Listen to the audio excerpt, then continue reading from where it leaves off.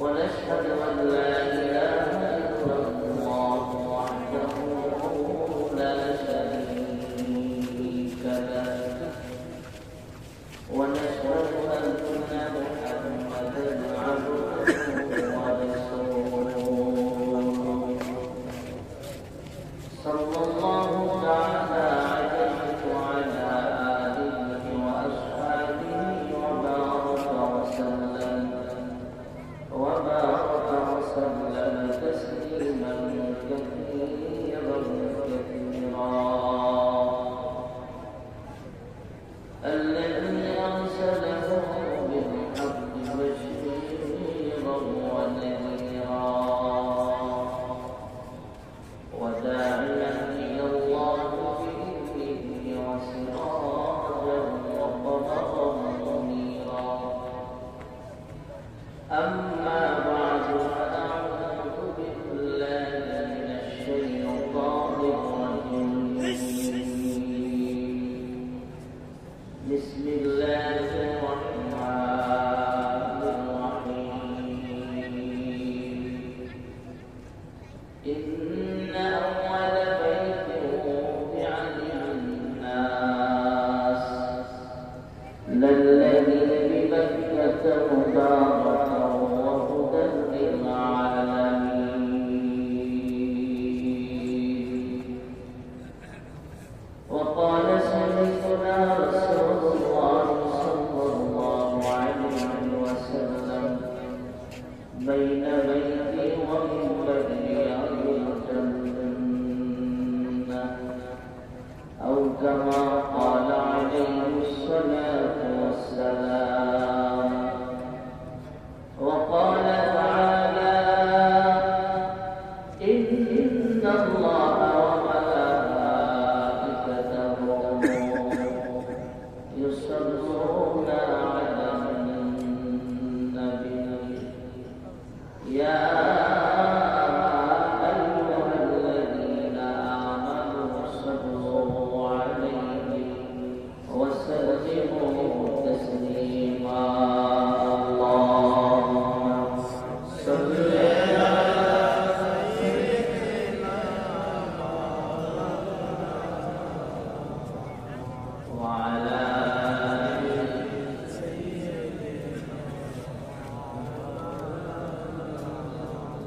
محبة الدنيا اللهم صل على سيدنا مولانا محمد وعلى سيدنا كما ينظر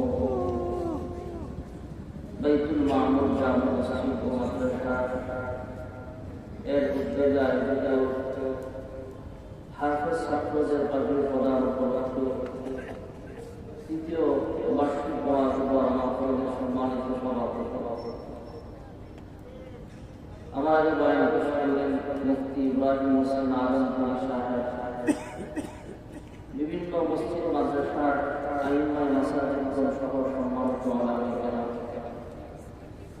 মুরব্বিয়ান ইসলাম যুবক ভাইয়েরা ছোট বন্ধুরা পর্দানশীল মা ও বোনেরা,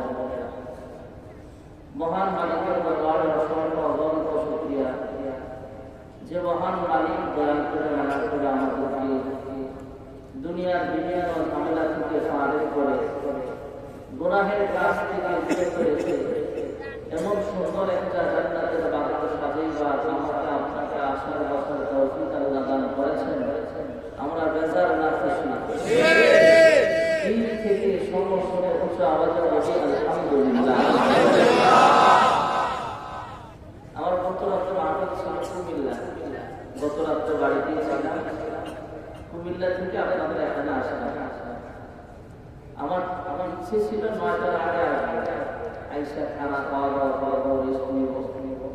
মিরের বাজার পার হয়ে এমন যে ২ ঘন্টা প্রায় এই জন্য তো বান্দা যেভাবে চাই সেভাবে হয় না, আল্লাহ যেভাবে চাই সেভাবে হয়। এরপরেও যে আমি আপনাদের মাঝে আসতে পারছি, এই জন্য আমিও আমারও সবাই আদায় করছি, আপনারাও আলহামদুলিল্লাহ। আমি কোরআনুল কারীম থেকে একটা আয়াত কারিমা তেলাওয়াত করেছি। রাসূল আকরাম সাল্লাল্লাহু আলাইহি ওয়াসাল্লামের অসংখ্য হাদিস শরীফ থেকে একখানা হাদিসের টুকরা পাঠ করেছি। এগুলো সামনে রেখে অল্প সময় কিছু কথা হবে, এরপরে দোয়া হয়ে যাবে। আল্লাহ যেন এদের আসার সাথে কিছু কথা বলার বোঝার তৌফিক দান করেন, সকলে বলে আমিন। ৭ থেকে ৮,০০০ বছর আগে পৃথিবীর জমিনে কোনো মানুষ ছিল না। পৃথিবীর প্রথম মানুষ বাবা আদম আলাইহিস সালাম, পৃথিবীর প্রথম মানুষ মহিলা মা হাওয়া আলাইহিস সালাম। এই দুজনকে পৃথিবীর জমিনে পাঠাইবার হাজার হাজার বছর আগে আল্লাহ একটা ঘর বানিয়েছেন।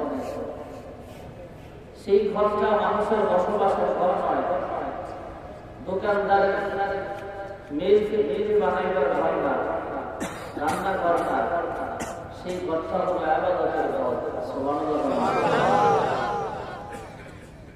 আমার আপনার মনে প্রশ্ন জাগতে পারে, আল্লাহ মানুষ বানাবেন জমিনে, এই মানুষ থাকবে কোথায়, রান্না করবে কোথায়, দোকানদারি করবে কোথায়? দোকানদারি ঘর, রান্না ঘর, বসবাসের ঘর না বানায় আল্লাহ তাআলা ইবাদতের ঘর কেন বানালেন? মুফাসসিরিন চমৎকার জবাব দিয়েছেন যে আল্লাহ তাআলা মানুষ পাঠাইবার আগে ইবাদতের ঘর বানায় বোঝালেন, হে মানুষ, আমি আল্লাহ তোমাদেরকে জমিনে পাঠাইলাম একমাত্র শুধুমাত্র কেবলমাত্র আমি আল্লাহর ইবাদতের জন্য। সুবহানাল্লাহ। আমরা কোন দিকে ফিরে নামাজ পড়ি? সবাই পায় না। আল্লাহ যে বান্দা মক্কার পশ্চিম পাশে নামাজে দাঁড়ায় তার কিবলা হয় কোন দিক? যে উত্তর পাশে দাঁড়ায় এদিকে না পশ্চিম, এখানে যে উত্তর পাশ থেকে নামাজে দাঁড়ায় তার কিবলা হয় দক্ষিণ। যে দক্ষিণ পাশে নামাজে দাঁড়ায় সেও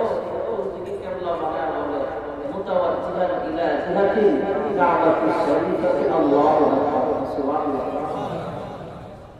আজকের মাহফিল মাদ্রাসা এবং মসজিদ কমপ্লেক্সে উঠেছে যে মসজিদের নাম দেখলাম এটা বাইতুল মামুর এই নামে একটা মসজিদ আসমানে আছে সুবহানাল্লাহ সুবহানাল্লাহ আবার আপনাদের বিশ্ব নবী রাহমাতুল্লাহ আলাইহি মেরাজের রাতে আসমানে সূর্যত ফেরেশতাদের জিজ্ঞেস করেছিলেন হ্যাঁ ফেরেশতারা তোমাদের সংখ্যা কত বলতে পারো কিনা ফেরেশতারা জবাব দিলেন আল্লাহর হাবিব আমাদের ফেরেশতাদের সংখ্যা কত আমরা বলতে পারব না তবে আপনাকে একটু আইডিয়া দিতে পারি ধারণা দিতে পারি জমিনে যেমন একটা ঘর আছে খানে কাবা লব্বাইক আল্লাহুম্মা লব্বাইক লব্বাইক লা শারীকা লাক লব্বাইক ইন্নাল হামদা ওয়ান নি'মাতা লাক ওয়াল মুলক লা শারীকা লাক পৃথিবীর বিভিন্ন জায়গা থেকে আল্লাহ তাআলা দাওয়াত মেহমান করেন লব্বাইক আল্লাহুম্মা লব্বাইক বলে বলে ঘর চলে যায় ওই খানায় কাবা বাইতুল্লাহ আল্লাহ মানুষের কাবা আর আসমানে একটা ঘর আছে বাইতুল মামুর এই বাইতুল মামুর ফেরেশতাদের কাবা সুবহানাল্লাহ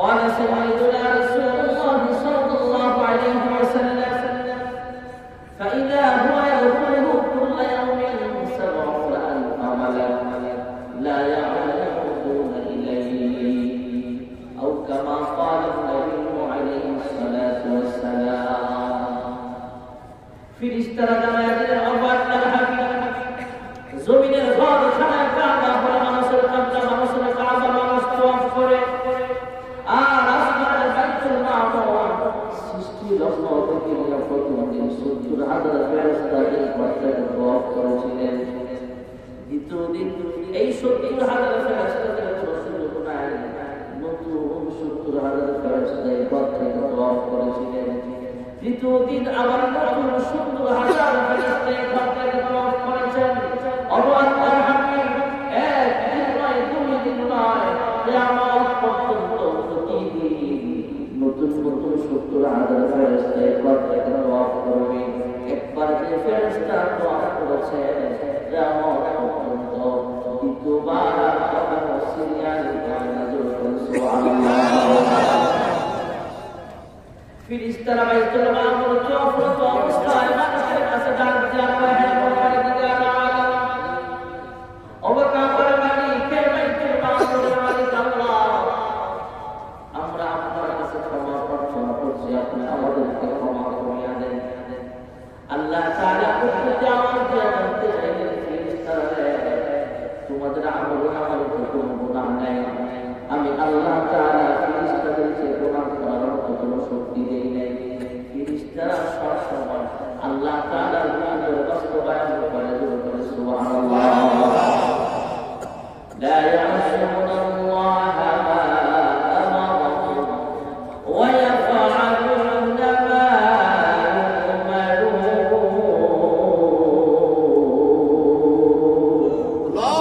আল্লাহু আকবার একটু বলছেন একটু মুহাব্বতের সুরে আল্লাহু আকবার এদেশে আল্লাহু আকবার সুরে সুরে সুরে এদেশের মাদ্রামাজি কৃষক শ্রমিক সবার চোখে শোনো লা ইলাহা ইল্লাল্লাহর জিকির উঠে ঠিকাছি ইমানের জন্য আগুন জ্বলছে সবার বুকে বুকে সে আগুন দেশ হতে দেশ দেশান্তরে জ্বলতে হবে এদেশে আল্লাহু আকবারের সুরে সুরে উঠে এদেশে আল্লাহু আকবারের সুরে সুরে সুরে সুরে আল্লাহু আকবার আল্লাহ রাব্বুল আলামিন কোরআনুল কারীমের আয়াতের মাধ্যমে ফেরেশতাদের ব্যাপারে আল্লাহ ঘোষণা জানিয়েছেন ফেরেশতাদেরকে আল্লাহ তাআলা গুনাহ করার মতো শক্তি দেয় না ফেরেশতারা কখনো আল্লাহ তাআলার নাফরমানি করে না ফেরেশতারা সবসময় আল্লাহ তাআলার হুকুমের বাস্তবায়ন করে সুবহানাল্লাহ আল্লাহ রাব্বুল আলামিন অন্তর্যামী তার যখন জিজ্ঞেস করলেন হ্যাঁ ফেরেশতারা তোমাদের আমল নামায় তো কোনো গুনাহ নাই তোমাদেরকে আমি আল্লাহ তাআলা গুনাহ করার মতো কোনো শক্তি দেই নাই। এরপর বাইতুল মামুর পৌঁছালা বলে তোমরা কেন ক্ষমা চাও?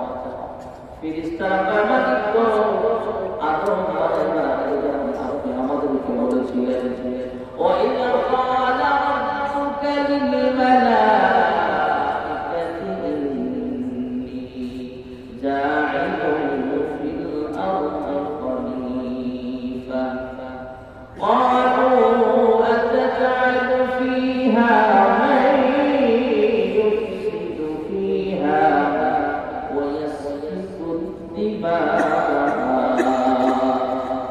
ونحن نسبح بحمدك ونقدس لك قال إني أعلم ما لا تعلمون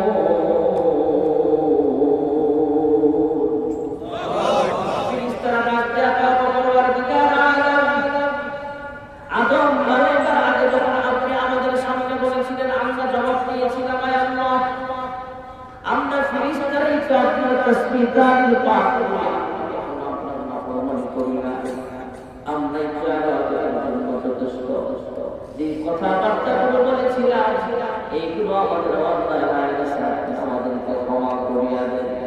এই বাইতুল মামুর পৌঁছালা বলে আপনার কাছে আমরা ক্ষমা চাই। আল্লাহ তাআলা তোমাদেরকে আওয়াজ দিয়ে জানায় দিলেন হ্যাঁ ফেরেশতারা আমি আল্লাহ তোমাদেরকে ক্ষমা করিয়া দিলাম। যদিও এটা তোমাদের কোনো অন্যায় হয় না, এটা তোমাদের বুঝার ভুল ছিল। আমি আল্লাহ ভালো জানি ইন্নী আ'লামু মা লা তা'লামুন মানব সৃষ্টির রহস্য আমি আল্লাহ যা জানি তোমরা জানো না। তোমাদের সুশীল জ্ঞান সীমিত জ্ঞানের ভিতরে তোমরা আমার কথা বুঝতে পারো না, তাই তোমরা অন্য জবাব দিয়েছো। ফেরেশতারা আমি আল্লাহ তাআলা তোমাদেরকে মাফ করিয়া দিলাম। তবে আমি আল্লাহ যে আদম জন্য পাঠাবো সেই আদম সন্তান যারা জন্য থাকবে আমি আল্লাহ যে আদম পাঠাবো ফেরেশতারা তোমাদের আমল নামায় কোনো গুনাহ নাই। তোমাদেরকে আমি আল্লাহ গুনাহ করার মতো কোনো শক্তি দেই নাই, কিন্তু যে বনি আদম জন্য পাঠাবো তোমরা আমাদের গুনাহ করার মতো শক্তি আছে না নাই? আমাদের আমল নামায় গুনাহ আছে না নাই? আল্লাহ জানিয়া ফেরেশতারা তোমরা তো বাইতুল মামুর পৌঁছালা বলে ক্ষমা চাও। তোমরা তো বাইতুল মামুরে ইবাদত করো, বাইতুল মামুর তওয়াফ করো। আমার বান্দা বান্দীরা যখন গুনাহ করে ফেলবে শয়তানের কুপ্রবঞ্চনায় পড়িনা শয়তানের ধোঁকায় পড়িনা আমার বান্দা বান্দীরা যখন গুনাহ কাটা করে ফেলবে এদের সাদা জিনিসটাকে কালো করে ফেলবে ফেরেশতারা কাকে রসুলা বলে আমার বান্দা বান্দীরা ক্ষমা চাইবে।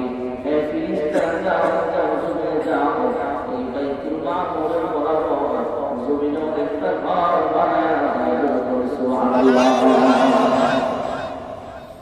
তোমরা যেমন বাইতুল মামুর তওয়াফ করো, তোমরা যেমন বাইতুল মামুরকে ওসিলা বানায় আসলে ক্ষমা চাইলা, আমার বান্দা বান্দীরা যখন গুনাহ করে ফেলবে আমার বান্দা বান্দীরা যখন কাবা শরীফ তওয়াফ করবে আমি আল্লাহর কাছে মাফ চাইবে।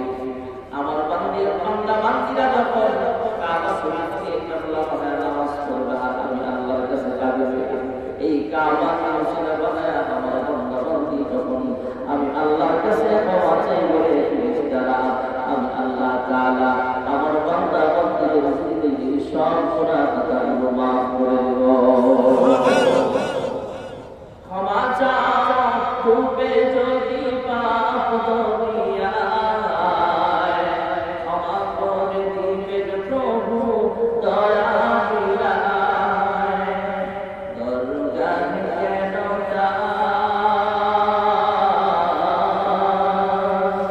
দরগাহে কেন তার হাত পাতলা হৃদয়ের জানালা খুলে দাও না প্রভুর প্রেমে কেন সাড়া দাও না অসীম ক্ষমতা যার সবার উপর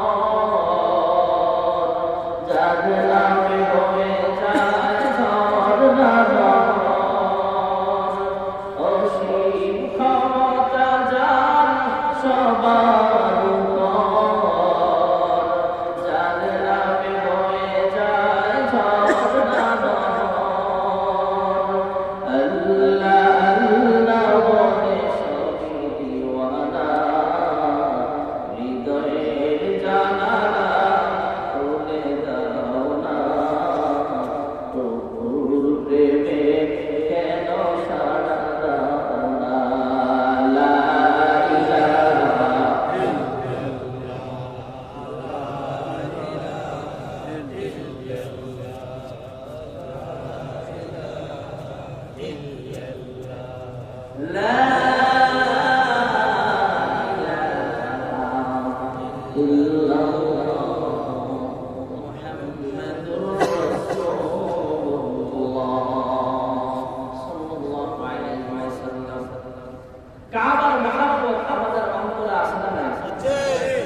এই যে বাইতুল মামুর জামে মসজিদ সহ পৃথিবীর জমিনে অসংখ্য মসজিদ আছে, যেই মসজিদ মতো বাইতুল্লাহ তথা আল্লাহর ঘর। সুবহানাল্লাহ। ধনী মানুষের অন্তরে যেমন কাবার মুহাব্বত আছে, গরীব মানুষের অন্তরে কাবার মুহাব্বত আরো বেশি আছে। ধনী মানুষ চিন্তা করে এই বছর হজ্জে সফরে যেতে পারি না, আগামী বছর যাও, আরেকবার যেতে পারি না, আরেকবার আছে টাকা পয়সা আছে, অভাব নেই। আর গরিব মানুষ চিন্তা করে হায় রে, যে টাকা প্রতি মাসে ইনকাম করি, সংসার চালাইতে আমার কষ্ট হয়, কোন দিন টাকা পয়সা একসাথে তোর বাইতুল্লাহ সফরে যাবো। সবসময় দোয়া করে, আয় আল্লাহ আমি করি, কিন্তু আমার মন চায় তোমার ঘরের সামনে যাইতে। এই জন্য আমি মাঝে বলি যে গাজীপুর শহর বলে না, ঢাকা শহর বলে, উঁচা উঁচা বিল্ডিং দেখা আমরা গরিব যারা আছে খারাপ করে লাভ নেই। উঁচা উঁচা বিল্ডিং ওয়ালাদের টাকা পয়সা বেশি, অধিকাংশ ফ্যামিলিতে ভালোবাসার অভাব খুব কম। আর যত গরিব ফ্যামিলিতে যাবে, যত গ্রামে যাবে, মূর্খ মানুষ, সহজ সরল মানুষ, এদের টাকা পয়সা কম, মহাব্বত বেশি। এর পিছনে মাঝে মাঝে আমরা গবেষণা করে দেখলাম, গ্রামের মহিলারা নিজের স্বামীরে রান্না করে খাওয়ায়, আর শহরের কোটিপতি মহিলারা স্বামীরে রান্না করে খাওয়ায় না। গ্রামের মানুষ বউ তার স্বামীর খেদমত করে, শহরে এটা হয় না। খুব কম ফ্যামিলি আছে যে ফ্যামিলিতে স্বামী স্ত্রীর মহাব্বত এত বেশি যে স্ত্রী তার স্বামীর জুতা মিশাবে। আমি মাঝে মাঝে বড় করে বলতে পারি, আমার বউ আমার স্ত্রী আমি ঘর থেকে বের হওয়ার সময় আমার জুতাটাও মিশা দেয়, আমার কাপড়টা নোংরা হইলে ধুয়া দেয়। আর লজ্জা কি আছে স্বামী স্ত্রীর ব্যাপার, যদি বলি আমার পিঠা ডইলা দাও, পিঠা ডইলা দাও, এটা মহাব্বত। আমারে রান্না করে খাওয়ায়, বাইরে খাওয়ায়, পেটেরটা ধুয়ে খাওয়ায়, হাজার হাজার টাকার মালিক। অধিকাংশ ফ্যামিলিতে স্বামী স্ত্রীর মহাব্বত নাই। আমাদের মামলা সত্যি বলতো আগে, এখনো আছে। আল্লাহ দীর্ঘ হায়াত লম্বা করে মীর মোহাম্মদ শফিকুর রহমান চট্টোপাধ্যায় যায়, এখনো আছে বুড়া মানুষটা ওয়াজ করে। আল্লাহ আরো দীর্ঘ হায়াত দান করে সকলে বলে আমিন। আগে বলতো স্বামীও এমএ পাস, বউ এমএ পাস। এখানে যারা এমএ পাস এখন কাজ করেন না, এমএ ডাবল এমএ ডাবল। আমি আমার এই কথার সাথে আরেকটা কথা মাঝে মাঝে বলি, সেটা হলো হাই সোসাইটির ফ্যামিলি ঢাকা গুলশান বনানীতে থাকে, অধিকাংশ ফ্যামিলি স্বামী স্ত্রীর মহাব্বত এমন, একটা আরেকটার লাগে এমন ব্যবহার করে রাস্তাঘাটে, এটা কি স্বামী স্ত্রী না গার্লফ্রেন্ড বয়ফ্রেন্ড বুঝে যায়। এমন কিছু মহিলা তো আছে স্বামীর সাথে এমন খারাপ আচরণ করে। কখনো আমাদের বাংলাদেশে যদি এমন আইন পাস হয় যে আইনের নাম হলো পুরুষ নির্যাতন আইন। এতদিন তো মহিলারা দেশ চালাইছে, নারী নির্যাতনের আইন পাস করছে।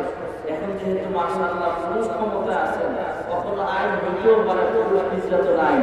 এই আইন হইলে রাজ্জাল বার্তা অনেক মহিলারা যারা স্বামীর উপর অত্যাচার করে এরা এসে অনেক মামলা দেয়।